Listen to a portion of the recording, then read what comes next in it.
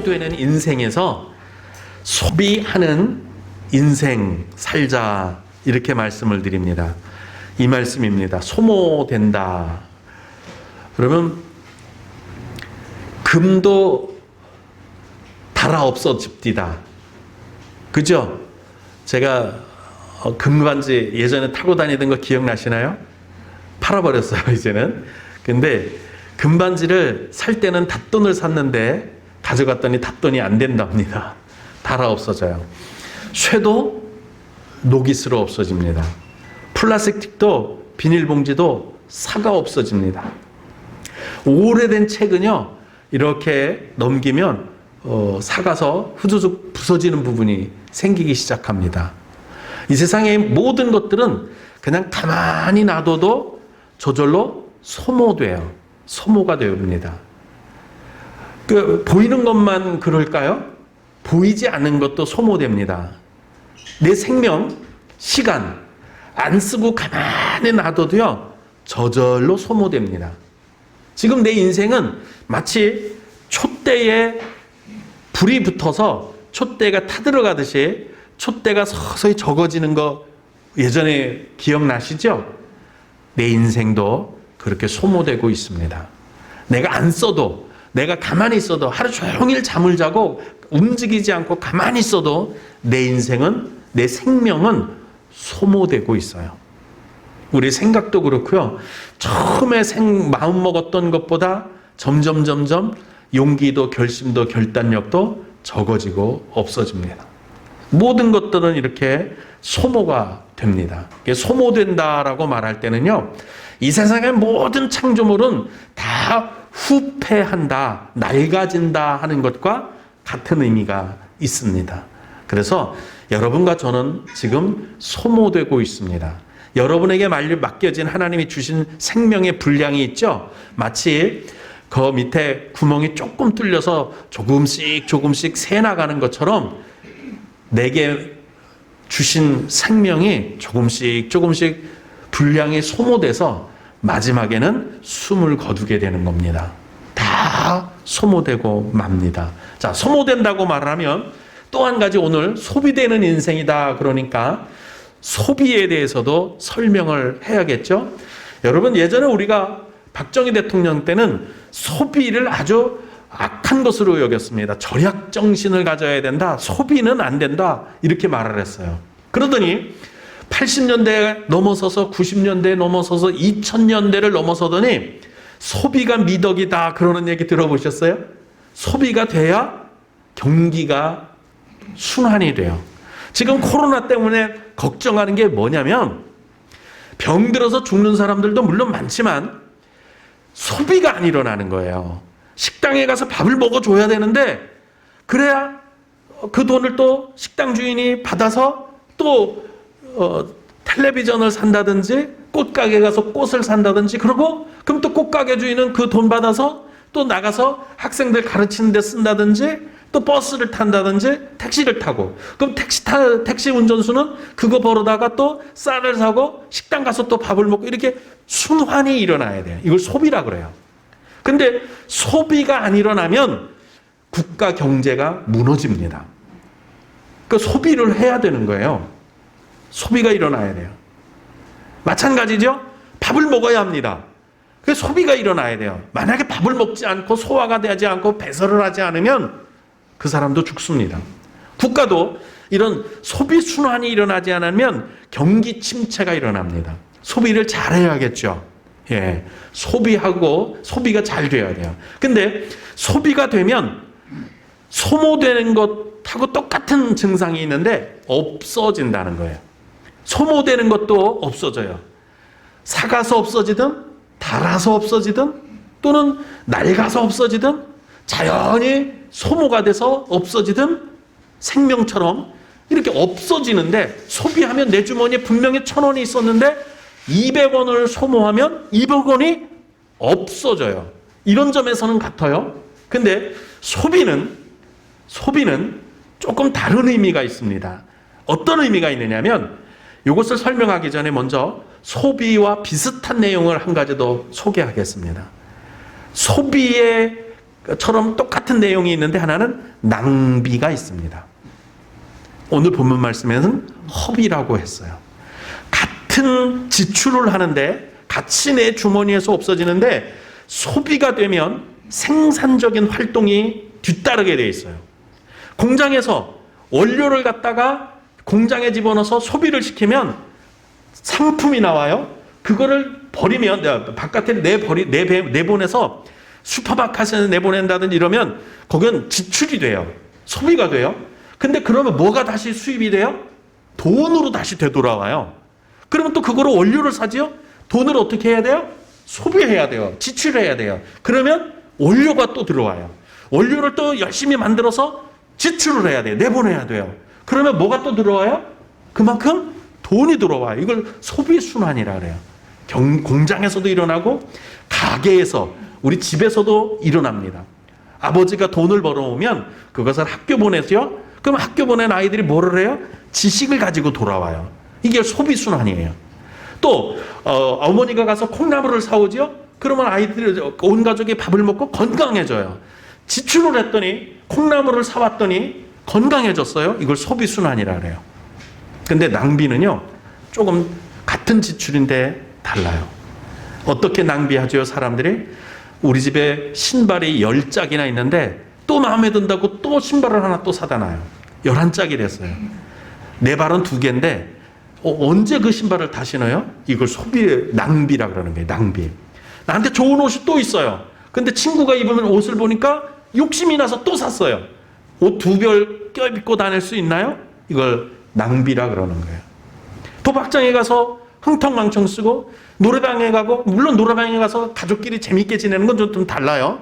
근데 노래방에 가서 술 먹고 난장판 부리고 술 잔뜩 먹고 다음날 회사도 못 가고 이러면 그건 낭비예요. 낭비. 도박장에 가고 그냥 뭐 여기저기 낭비하게 되는 낭비가 허비가 되면 안 돼요. 자, 오늘 본문에 소비하는 것, 소비는 사용하는 거예요.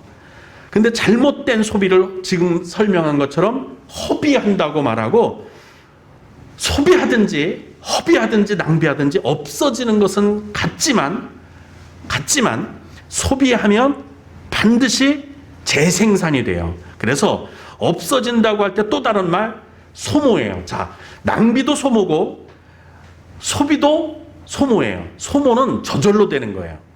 예, 감가상각이라는 거 혹시 아셔요? 소비는 경제 용어예요.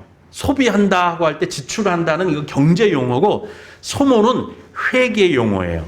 회계할 때 소모되어 없어짐, 지출 이렇게 이제 없어진 거예요. 감가상각을 한다든지, 경운기를 사놨는데 한 10년 쓰면은 감가상각을 해야 될 거 아니에요. 조금씩 자가용을 사도 20년 타면 없어지는 거예요. 가치가 없어져서 나중에 고물가뿐이 못 받아요. 이걸 뭐라 그래요? 감가상각. 이게 소모가 되는 거예요. 소모되는 거예요. 근데 소모가 되는 동안에 가만히 둬도 어차피 소모가 되니까, 예를 들어서 지금 이제 우리 자가용으로 얘기해 봅시다. 사다가 놓고 안방에 자가용을 가만히 모셔놔도요, 소모가 돼요. 녹슬고 타이어는 사가버리고 점점점 그리고 또 좋은 차가 나오니까 이제는 차가 10년 전에 차 누가 살라 그러겠어요? 소모가 되는 거예요. 근데 이 자동차를 어차피 소모돼 없어질 거라면 어떻게 사용하면 좋을까요? 잘 소비하면 돼요. 열심히 타고 다니는 거예요. 기름값 아까워도. 그러면서 가족끼리 휴가 갈 때 동해안 가고, 직장 갈 때 출근 퇴근하고, 그리고 잘 소비하면 20년 후에 차 버릴 때쯤 돼서 어차피 소모돼서 없어질 거 그냥 잘 탔단 말이에요. 그러면 버릴 때 속이 시원한 거예요. 야, 내 이 차 한 대 사서 잘 썼다. 그러면 잘 소비한 거예요. 잘 소비하면 어떤 결과가 나올까요? 그 차를 소비하면서 생산 활동을 했을 거 아니에요. 일하는 데 다녔을 거 아니에요. 가족끼리 화목하게 놀러 갔다 왔으니까 사랑이 화목해짐이 넘칠 거 아니에요. 엄청난 소득을 얻었죠. 지출을 했기 때문에. 그리고 나면 나중에 직장 다닐 때 그 차를 이용했으니까 택시 탈 돈 아꼈고, 뭐 버스 탈 돈 아꼈고, 이것저것 아꼈고, 뭐 이래서 돈 모아놓은 거로 또 다음 차를 또 살 수 있는 거예요. 지출했지만, 소비했지만. 근데 똑같은 소모가 어차피 일어나요. 그냥 안방에 모셔놔도 소모가 된다고 말씀드렸어요. 근데 이 자동차를 허비하면 말짱 이제 헛거가 되는 거예요. 이 차 타고 바람 피우러나 돌아다니고 도박하는 데나 돌아다니고 그냥 낚시하면서 나가면 집안도 내팽개치고 한 달 반 동안 갔다 오고 이러면 이 차는 허비하는 거예요. 차의 목적에 맞지 않게 쓴 거예요. 친구들이 빌려달라 그러면 너 갖고 가. 그래갖고 3년 한 달이고 두 달이고 찾지도 않고 그 갔다 오면 여기저기 깨져 있고 부서져 있고 찌그러져 있고 그래도 신경 쓰지 않고 이러면 허비하는 거예요. 낭비하는 거예요. 나중에 20년 지나서 똑같이 어차피 소모가 됐을 거예요. 버릴 때 아이고 내가 이 차 갖고 뭐 했지 싶으면 허망해지는 거예요. 인생도 마찬가지죠. 인생도 여러분 똑같습니다. 어차피 8, 90년 안에는 소모되고 없어져요. 인생이 안방에 잘 모셔놔도 자가용이 소모되는 것처럼 인생 생명도 그냥 가만히 놔두면 시간이 소모돼요. 생명이 소모돼요. 근데 소비를 잘하면 하나님께 영광이 될 뿐만 아니라 내 삶이 알차게 돼요. 근데 허비하면 문제가 돼요. 악하고 게으른 종아 소리를 듣게 됩니다. 자, 인생도 두며 젖어도 저절로 소모됩니다. 마치 촛대가 녹아서 없어지는 것처럼 인생도 시간도 생명도 계속해서 소모가 되는 게 우리 인생이다. 여러분, 그러므로 소모되는 인생으로 끝낼 게 아니라 거룩한 일에 소모하자. 영생을 얻게 하는 일에 소모하고 내 인생의 재생산을 위해서 투자하는데 소비하면 소모되지만 뭐가 일어나요? 소모가 되지만 그 안에서 그 긍정적인 소비의 순환이 일어나서 불어나게 됩니다. 불어나게 되는 거예요. 자, 오늘 본문에 보면 마리아가 비싼 향유를 예수님의 머리에 붓고 자신의 머리카락으로 발까지 흘러내리는 향유를 씻겨드렸죠. 자, 이걸 보고 사람들은 뭐라고 생각했느냐면 야, 왜 허비해? 그거 팔아다가 가난한 사람들에게 나누어 줬으면 얼마나 좋겠느냐 이렇게 말했어요. 이 사람들 관점에서는 이게 허비, 낭비였어요. 그런데 주님 입장에서 보니까 이거는 소비라고 말씀하신 거예요. 낭비가 아니라 허비가 아니라 소비라고 말씀한 거예요. 왜 그랬을까요? 그 뒤에 이렇게 말씀합니다. 내 장례를 위해서 준비한 거다. 뭐를 위해서 준비한 거라고요? 장례를 위해서 준비한 거래요. 저는 여기서 중요한 하나님의 메시지를 받습니다. 여러분, 예수님이 그 당시에 거기 살아있던 사람들은 그렇게 생각했을 거예요. 아유, 아직 31살이고 젊으시고 33이나 됐고 그 사이였을 테니까요. 젊은데 우리랑 한참 같이 있으실 걸 그리고 예수님한테 이것저것 나중에 해주지 나중에 이래 생각했을 거예요. 예수님 머리 둘 곳도 또 거처할 집도 없다 이렇게 말씀한 처럼 가난하게 지내셨는데 예수님한테 신발 한 켤레라도 좀 사드릴까? 이렇게 생각한 사람이 아무도 없었어요. 예수님 옷 한 벌 사드릴까? 이 생각한 사람 아무도 없었어요. 근데 주님은 한 80년 이상 우리랑 같이 있으시겠지 했는데 내일 모레 돌아가시게 생긴 거예요. 아무도 몰랐어요. 그때 이 여인이 그 귀한 300데나리온이나 되는 향유를 예수님께 부어서 예수님과의 관계에 사용한 거예요. 그러니까 주님이 내 장례를 준비한 거다라고 말씀한 거예요. 이걸 우리 여러분과 저한테 적용해 볼까요? 여러분의 가족은 여러분하고 천년만년 있는 게 아니에요. 여러분의 식구는 여러분하고 천년만년 같이 사는 게 아니에요. 이미 남편을 먼저 보내셨거나 아내를 먼저 보내신 분들에게는 자제분들을 향해서 이 사랑을 사용하는, 여러분 돈 벌면 뭐 할 거예요? 이거 어차피 소모돼요. 내 생명도 어차피 소모돼요. 그러면 내 이 옥합 같은 내 생명, 옥합 같은 내 돈, 재물 그냥 가만히 둬도 소모되고 말 텐데 어떡하시겠어요? 사랑하는 가족을 위해 소비하면 이게 장래를 얼마 놔두지 않은 예수님에게 사용하고 나서 칭찬 들은 것처럼 남들이 볼 때는 뭐 저래 지네끼리 그렇게 뼈 빠지게 돈 벌어갖고 동해안으로 놀러 갔대야 글쎄. 아니요. 허비가 아니에요. 가족끼리 동해안에 가서 행복하면 진짜 좋은 소비하신 거예요. 300데나리온이 아니라 600데나리온이 가는 향유라도 죽음 앞에 근심하고 고민하고 있는 예수님의 머리에 부어서 기분 좋게 해드렸다. 그래도 내가 두렵고, 예수님도 완전한 하나님이면서 완전한 사람이잖아요. 얼마나 두려웠겠어요.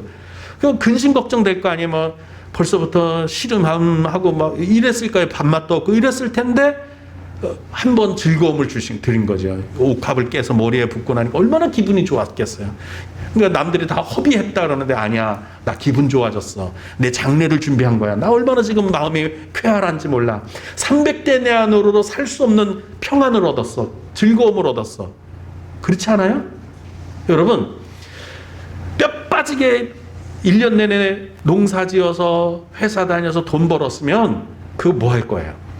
소비되게 놔둘 거예요? 소모되게 그냥 가만히 놔둬도 소모가 돼요. 소비하든 낭비하든 아니 안 하든 어차피 그건 낭비 그냥 소모가 돼요. 소모. 저절로 사라져 버려요. 제일 중요한 건 여러분과 내 생명이 아무것도 안 하고 가만히 있어도 삼시세 때 밥 먹고 가만히 안방에 누워 있어도 소모가 된단 말이에요. 그러면 이거 그냥 어떻게 하시겠어요? 써야죠. 낭비하지 말고 소비해야죠.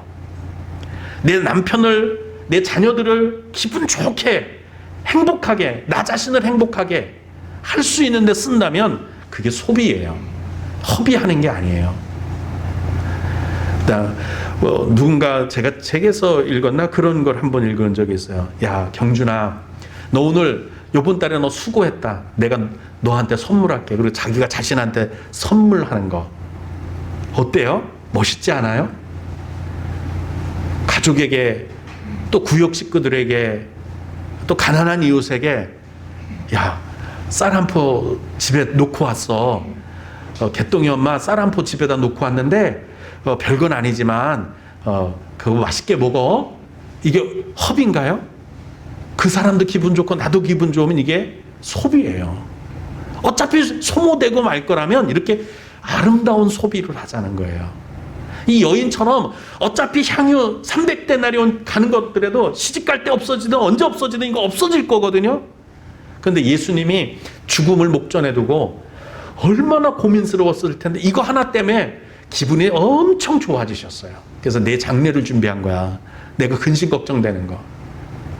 여러분, 낭비와 소비를 구분해서 사십시다. 어차피 내 인생은 소모되고 있어요. 지금도 한 방울 한 방울 마치 촛대가 녹아내려 가듯이 내 생명은 조금씩 조금씩 소모되고 있어요.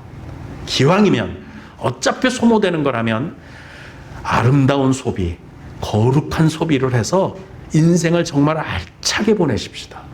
먼저는 정말 귀한 소비는요, 이 2시간을 예배 시간에 나와서 소비하는 게 영생으로 소득을 얻을 수 있습니다. 할렐루야. 요거 소비예요. 예배 드리는 거 정말 소비는 소비예요. 근데 어차피 집에 있어도 소모되는 시간이거든요. 근데 여기서 소비를 하니까, 예배 드림으로써 소비를 하니까 낭비가 아니잖아요. 왜? 이렇게 소비를 했더니 영생으로 돌아와요. 봄에 씨앗을 갖다가 땅바닥에 묻어버리면 이건 소비예요. 없어지는 거예요. 지출이에요. 그런데 가을에는 30배, 60배, 100배로 돌아오잖아요. 이건 낭비가 아니에요. 절대 낭비가 아니에요. 그러므로 여러분, 구분해서 인생을 사시기 바랍니다. 자기 발전을 위해서 투자하는 소비 얼마나 좋아요? 가족을 위해서 쓰고 소외된 이웃들을 위해서 사용하면 얼마나 좋겠습니까? 사용한 소비 지출은 허비했다고 하는 게 아니라 거룩한 소비를 했다. 정말 행복한 소비를 했다. 잘 썼다. 나중에 내 인생이 끝날 때 내 인생 참 잘 사용했다. 그렇게 하면 얼마나 좋겠습니까?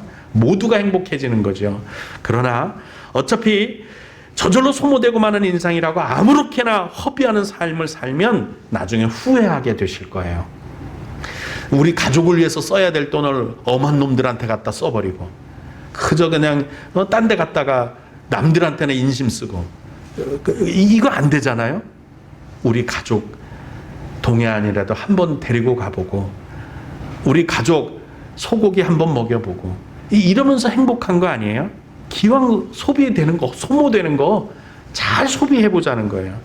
썩어지고 부패하고 어차피 우리 인생은 모든 게 다 소모되는 거 자연의 이치입니다. 그러나 거룩한 소비를 하면 소망이 있어요. 하나님께 영광 돌리는데, 예배 드리는데 이렇게 지금처럼 소비하는 시간, 사랑하는 가족을 위해서 마음껏 소비하는 시간, 나를 위해서 사용하는 시간, 기꺼이 모든 사람들의 행복을 위해서 사용할 수 있다면 가정천국, 심령천국을 구입할 수 있을 겁니다. 여러분, 오늘 많은 사람들이 우리 주변에서 삶을 마감하고 장례를 치르고 또 주님께로 가는 것을 보면서 어차피 인생은 소모되는 거구나, 어차피 인생은 다 소모되고 마는 거구나. 그렇다면 소비로 해서 차라리 먼저 선제적으로 내 삶이 소비되기 전에 내 소비를 잘해서 천국을 구입하는 지혜로운 삶을 살아야겠다, 이렇게 생각을 하나님의 메시지를 여러분과 저에게 드리는 바입니다.